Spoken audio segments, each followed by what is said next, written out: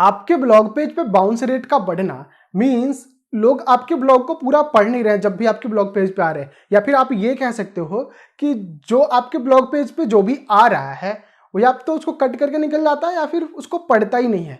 तो इससे आपका बाउंस रेट बढ़ता है एंड इसका सीधा इंपैक्ट आपके ऑन पेज एसईओ स्कोर पे पड़ता है, क्योंकि गूगल समझता है कि आपके कंटेंट में कुछ ज़्यादा शायद वैल्यूएबल इंफॉर्मेशन है नहीं, इसलिए यूजर आपके ब्लॉग पे टिक नहीं रहा है। ओके, और इसकी वजह से आपके कंटेंट को डी रैंक करवाना या फिर उसकी रैंकिंग गिरवाना शुरू कर देता है गूगल।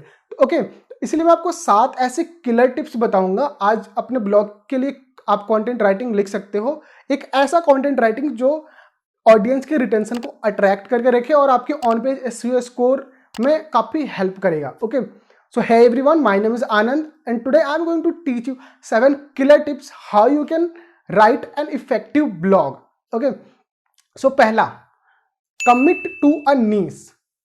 अब देखो आपने ब्लॉग शुरू किया है तो ऑब्वियसली आपने एक नीश सेलेक्ट किया ही होगा, लेकिन फिर भी मैं आपको रिमाइंड करवाना चाहता हूं कि जब भी आप कंटेंट लिख रहे हो ना तो आप अपने नीश से बियॉन्ड जाने की कोशिश ही मत करो। स्पेशली जब आपका न्यू ब्लॉग होता है ना तो बहुत ज़्यादा दिक्कत होती है, क्योंकि गूगल का बॉट खुद नहीं समझ पाता है कि आप लोगों को वैल्यू क्या देना चाहते हो। Okay, so commit to a niche, जितना स्पेसिफिक हो सको उतना स्पेसिफिक जाओ। ओके, और अब जो भी आप लोगों को बता रहे हो उसके डीप इनसाइड में जितना जा सकते हो उतना जाओ, क्योंकि ऐसे कंटेंट को गूगल बॉट काफ़ी जल्दी उसको क्रॉल करता है और उसको रैंकिंग के लिए अपडेट करता है। ओके, दूसरा चीज, title, Meta description and first paragraph.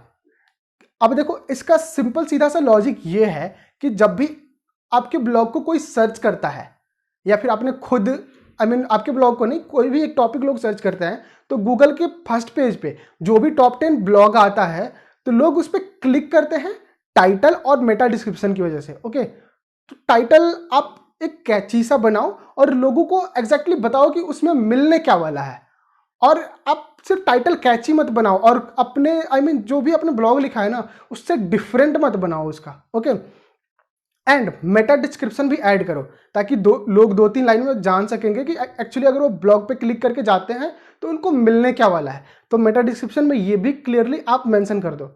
2 चीजें हो गई। फर्स्ट पैराग्राफ मीन्स जब आपके ब्लॉग पे लोग क्लिक करके जाएं तो उनको जो फर्स्ट या सेकंड पैराग्राफ होता है उसके अंदर लोगों को क्लियरली पता चल जाए कि आखिर वो पूरे ब्लॉग में वो पढ़ने क्या जा रहे हैं। ओके, तो दूसरी टिप्स ये हो गई।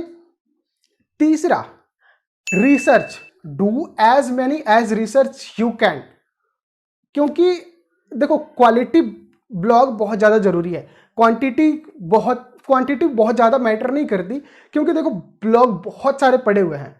हाँ, जरूरी है आपको कंसिस्टेंट रहना, लेकिन क्वालिटी ब्लॉग प्रोड्यूस करना बहुत ज़्यादा जरूरी है। क्यों? क्योंकि आपका जो ब्लॉग है ना एक सिर्फ एक ब्लॉग नहीं है, वो एक प्रोडक्ट है आपका, क्योंकि वो आपको लाइफ टाइम रेवेन्यू करके देने वाला है। तो मेक श्योर कि आप क्या लिख रहे हो वो लोगों का आप सॉल्यूशन दे रहे हो आप। ठीक है, आप सिर्फ लोगों को एक ब्लॉग नहीं दे रहे हो, आप लोगों को सॉल्यूशन दे रहा है, क्योंकि आपका वो एक प्रोडक्ट है। और इसके लिए सबसे अच्छा प्लेटफॉर्म मैं कहूँगा कि आप कोरा पे जाओ।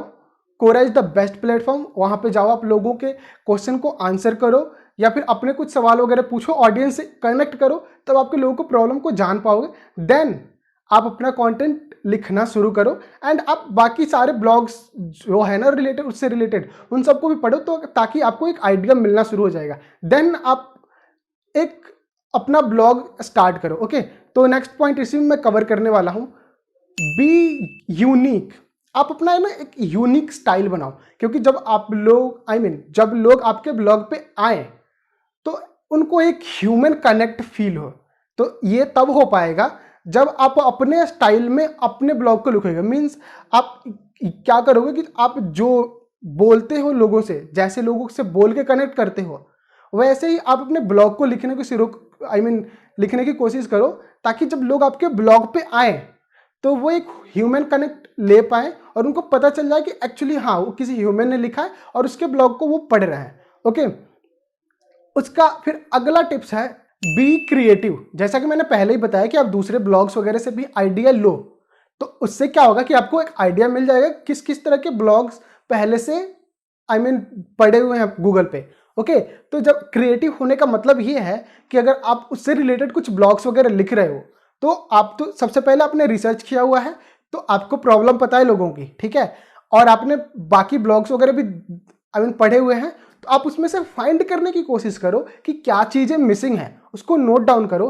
ताकि आप ब्लॉग में वो सारी चीज़ें तो ऐड करोगे ही, और बाकी कुछ एड ऑन आप ऐड कर रहे हो, तो ये चीज़ें आप मतलब क्रिएटिविटी आप और भी बहुत सारे आइडिया लगा सकते हो, ताकि गूगल को पता चले कि हाँ there is something add on in this blog, तो गूगल उसको जल्दी क्रॉल कराएगा और उसको रैंक करवाएगा। ओके, तो ये चीज़ें हो गई। उसके अलावा सबसे जरूरी चीज़, स्टिक टू द पॉइंट, क्योंकि मान लो आपने ब्लॉग लिख लिया, ब्लॉग पे लोग आपके आ भी गए, लोग पढ़ भी रहे हैं, लेकिन अगर आप स्टिक टू द पॉइंट नहीं हो, एक ही चीज़ को बार बार खींच रहे हो सिर्फ अपने ब्लॉग का वॉल्यूम बढ़ाने के लिए, तो फिर दोबारा से लोग आप क्विट करके चले जाएंगे, आपका बाउंस रेट बढ़ेगा। तो जो भी आप इन्फॉर्मेशन दे रहे हो स्टिक टू द पॉइंट दो, लोग उस अपना सॉल्यूशन ढूंढने आते हैं, लंबा चौड़ा ब्लॉग पढ़ने नहीं आते हैं। ओके, तो जो भी आप वर्ड लिख रहे हो साफ साफ बताओ कि लोगों को बताना क्या चाहते हो, स्टिक टू द पॉइंट रहो। ओके, एंड लास्ट वन, सबसे इंपॉर्टेंट, ओके, जिसमें ग्रामेटिकल मिस्टेक्स भी मैं कवर कर लूंगा, एंड द लास्ट वन और सबसे इंपॉर्टेंट मैं कहूंगा, रीड एडिट रीड। जब भी आप अपने ब्लॉग को कंप्लीट करते हो लिखना ना, तो आप शुरू से खुद अपने ब्लॉग को पढ़ो कि आपने एक्चुअली में लिखा क्या है।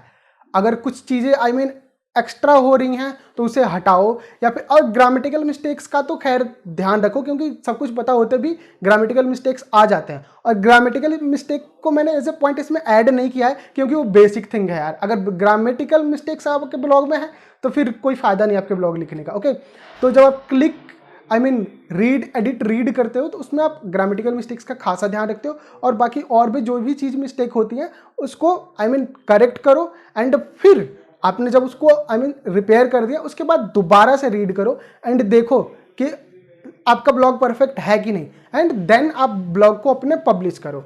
ओके, सो आई होप ये सातों पॉइंट्स आपको क्लियर हैं, और इसी तरह के और भी वैल्यूएबल इन्फॉर्मेशन पाने के लिए चैनल को सब्सक्राइब करके बेल आइकन दबाना बिल्कुल मत भूलना। वीडियो को लाइक तो आपने कर ही दिया होगा, अपने फ्रेंड्स के साथ शेयर करो ताकि उनको भी वैल्यूएबल इन्फॉर्मेशन मिल सके, और आपके जो भी सवाल या सुझाव जो कुछ भी रह रहा हो आप मुझसे कमेंट बॉक्स में पूछ सकते हैं। ये भी बताओ कि आपका फेवरेट पार्ट कौन सा है इन सातों पॉइंट में से ब्लॉग में, एंड ऑब्वियसली आपका कोई सवाल है तो आप बेझिझक पूछिए, मैं ऑब्वियसली उसका आंसर दूंगा।